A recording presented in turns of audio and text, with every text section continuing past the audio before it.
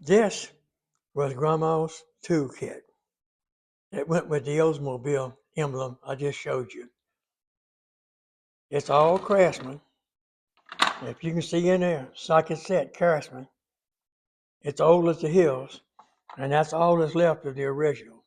I don't know what happened to the rest of it. But the good part, the reason I save it and I don't refinish it is I don't know if you can see it on the front. Elsie Davison. She scratched her name in the paint with the whole family to know who that belonged to. Now, this is another old ice prong. See, makes fantastic towel holders. You can turn this old stuff. Oh my goodness. You can turn this old stuff into all kind of goodies with just a little imagination. So, like and subscribe.